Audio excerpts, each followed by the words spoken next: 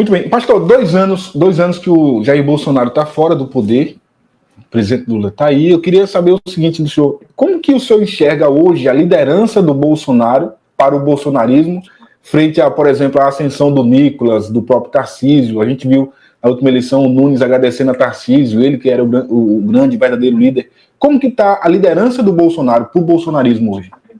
Para nós, ele continua sendo o capitão, é a nossa única opção para 2026.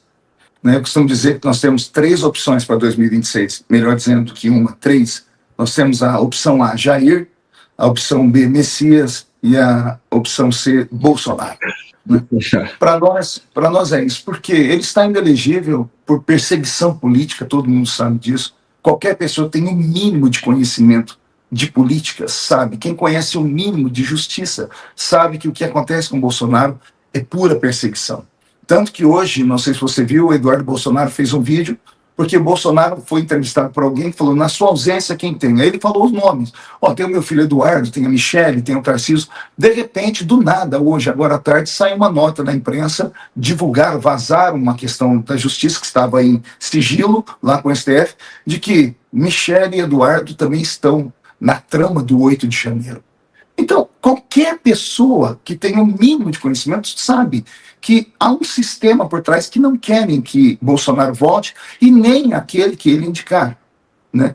Então, para nós, Bolsonaro continua sendo líder. Eu acredito em melhoras, eu acredito em milagre, eu acredito que a justiça, mais cedo ou mais tarde, ela tem que ser feita. Então, por enquanto, para mim, Bolsonaro continua sendo nosso maior líder.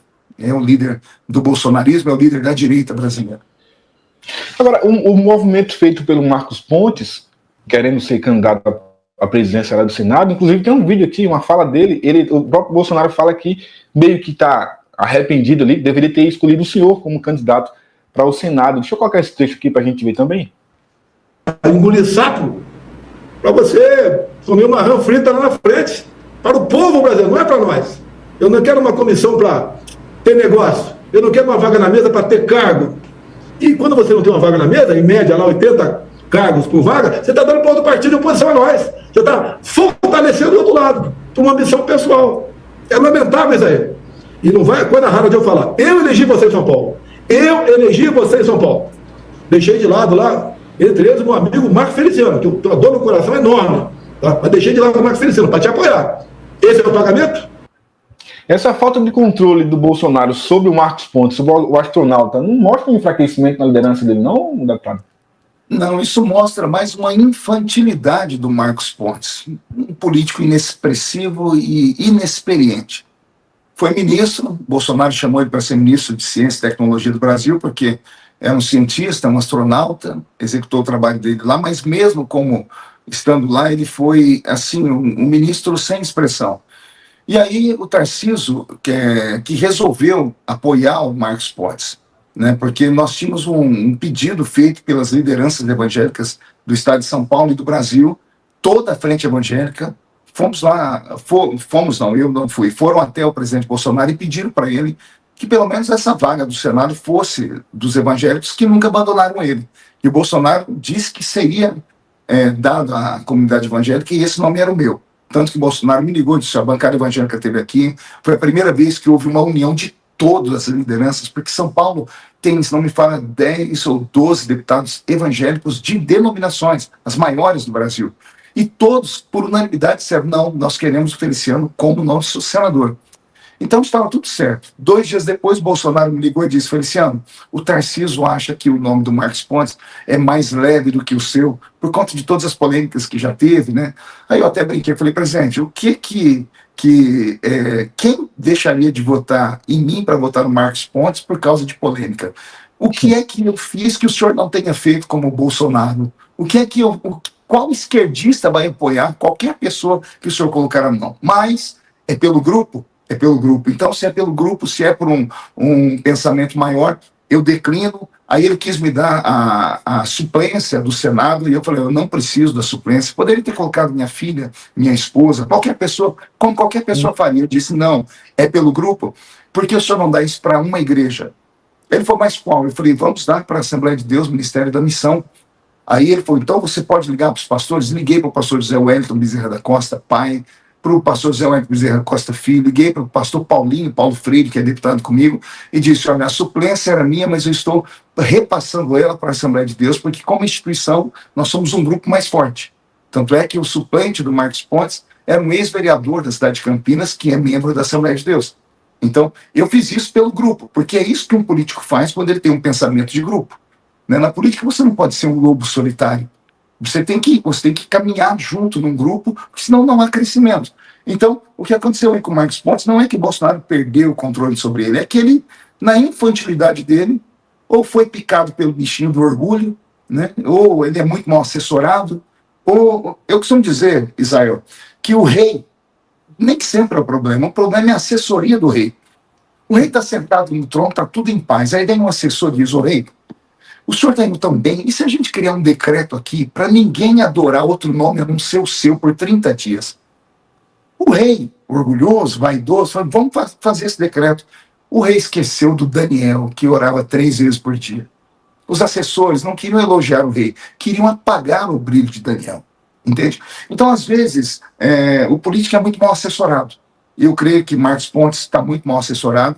E acredito ainda que ele vai mudar. Tem ainda até a semana que vem, eu acredito que até a semana que vem vai ter juízo e vai declinar disso por uma coisa maior. Porque não adianta ele se lançar agora. Ao se lançar, o partido fica ferido. Entende? Não adianta, por exemplo, eu vou te dar um outro exemplo aqui. Eu estou na Comissão de Direitos Humanos, eu e mais um grupo de deputados. Lá não tem acordo nenhum. Nós somos contra tudo que acontece lá. O que sobra para nós? O discurso.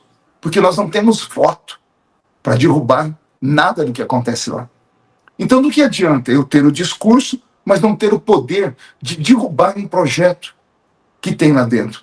Mas só teríamos condições disso se houvesse algum tipo de acordo. A política é a arte do acordo. Tem coisas que não dá para fazer acordo. Não tem acordo na Comissão de Direitos Humanos. Eu não vou colocar minha mão porque nada que passa lá presta. Mas no Senado é diferente. Se você apoia, por exemplo, o Davi Alcolumbre, ele é perfeito? Jamais. É o pior dos mundos. Mas o Davi, pelo menos, é um homem de palavra. Na política, o homem tem que ter palavra. E a gente sabe que com ele, num acordo, nós, como partido, como oposição, vamos ter vez e voz em comissões importantíssimas para, por exemplo, a aprovação de ministros do Supremo Tribunal Federal ou de outras esferas. Se você não tem algum tipo de acordo, você não tem voz, ou você não tem poder de voto. E não adianta a gente ficar gritando apenas para os 4 ventos, eu vou me tornar somente um blogueiro. E eu não posso ser apenas um blogueiro. Eu tenho que ter, de fato, atuação política. O senhor acabou de falar o seguinte aí, na política o homem tem que ter palavra, mas o Bolsonaro faltou com a palavra com o senhor. Ele deu a palavra que o senhor seria o candidato ao Senado, acatando o pedido dos pastores e voltou atrás. O que o senhor fala disso? Mas é porque ele falou por ele. Aí quando ele sentou com um grupo, com as pessoas que o assessoram, chegaram à conclusão de que era melhor o outro nome. Então, eu não questiono decisões, né? Eu faço parte de um grupo. É claro que eu fiquei triste porque estava tudo combinado, tudo certo. Eu sei a minha capacidade intelectual, a forma que eu agiria na defesa do Bolsonaro, e você pode procurar aí qualquer discurso do Marcos Pontes fazendo algum tipo de defesa do bolsonarismo, do Bolsonaro. Não tem, porque ele é um senador, infelizmente, né, inexpressivo, e até para São Paulo. Dia desse eu estava lá na Câmara dos Deputados, fui até o Senado resolver um problema, e eu peguei 3 raposas, três senadores de peso, raposas antigas, e eles estavam rindo, tomando um cafezinho, debochando de São Paulo, dizendo, os 3 senadores de São Paulo somados não dão um do Nordeste. E aí você sai e começa a dizer, poxa, um senador do Nordeste, o camarada para o Estado. Veja o que aconteceu na CPMI do 8 de janeiro, senadores do Nordeste. O senador paulista, me fala aí algum feito de algum senador paulista. Nós temos 3 senadores paulistas. Um eu conheço, que é o Marcos Pontes, a outra é a Mara Gabrilli, e o outro entrou na vaga daquele que também, que já não está mais entre nós, foi o Major Olímpio. O terceiro senador, eu sou de São Paulo e não sei o nome dele, para você ter uma ideia. Então, não basta você ter um cargo, você tem que ter um grupo, e esse grupo trabalhar junto. Bolsonaro depois conversou com o Tarcísio, que faz parte de um grupo, é um governador de estado, é uma posição maior, né? E nós entendemos que, eu pelo menos entendi que era grupo, então, se é pelo grupo, a gente sacrifica alguma coisa aqui. água limpa, a gente beija a caneca.